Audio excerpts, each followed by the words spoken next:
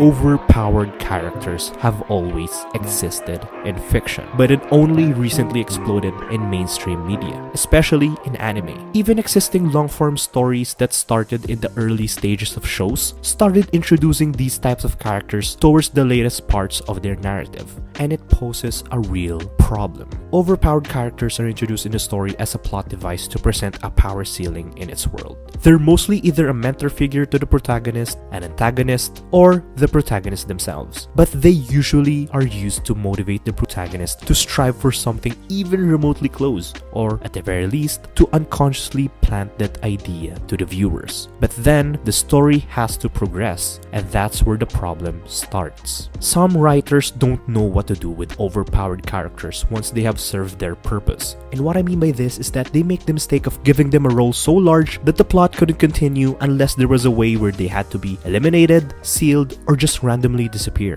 And most of the time, the justification and its execution doesn't justify itself within the confines of the story. This is why the stories struggle when there's an unbelievably overpowered character in any role they play. If they're a mentor figure, how do we eliminate them from the story to give a chance for the protagonist to grow? If they're the antagonist, how do we justify the main character eliminating them from the story? If they're the main character, how do we create a conflict that they can't easily solve? Now, a lot of stories try to deal with this problem, and there are some that were awful in its execution, there were some that did it okay, and then there are some that did it well. An example of an awful execution would be Yuha Baha from Bleach. His character was introduced to be the progenitor of all Quincy's, revered to be their king. He is an overpowered antagonist, so much that it made the story all the more interesting as to how Ichigo and others would be able to defeat him. And interest turned into disappointment because of how his character and his strength was resolved. I'm not gonna spoil what happens in the manga, but it was bad. It felt rushed, like the story was about to go somewhere interesting and then it took a massive turn in the last couple of chapters and it rushed to its conclusion, and then one of the most popular, long-running manga shonen series suddenly ended. An example of an okay execution would be Gojo from Jujutsu Kaisen. To say Gojo is overpowered would be an understatement. In the story, he was so strong that his existence alone forced the cursed spirits and users to evolve, to be able to keep up with him, and they never did. I mean, he used one of the strongest cursed spirits as a practice dummy. At first, his character was never really deeply explored outside of his skills and his impact on other Jujutsu sorcerers from their perspective, although this changed with the latest chapters. An example of good execution would be Meruem from Hunter x Hunter or Saitama from One Punch Man. Now, these two are very different examples. One is a serious take on an overpowered king of an entire species, and another is a satirical parody of an overpowered hero. But these are the keys. If you want to write a serious take on a powerful being, and they could be the antagonist or the protagonist of the story, you build time to explore their characters, their motivations, reasons, values, realizations, and ideally the people that they care about. Explore the character beyond just showing their abilities and the gap between them and the rest of the cast. There has to be a reason for everything, their powers, their actions, and their motivations. But a non-serious take doesn't have to do most of that. You do the polar opposite. If you know that the story and the characters are meant to be a satire and parody, then you lean into those elements.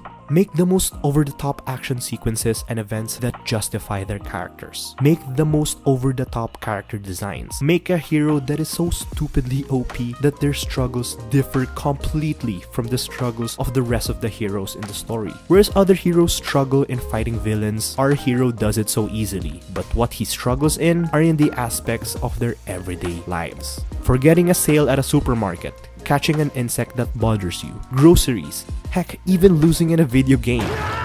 He struggles at the things that we also relate to, because these things also happen to us in the real world. An overpowered character that is relatable.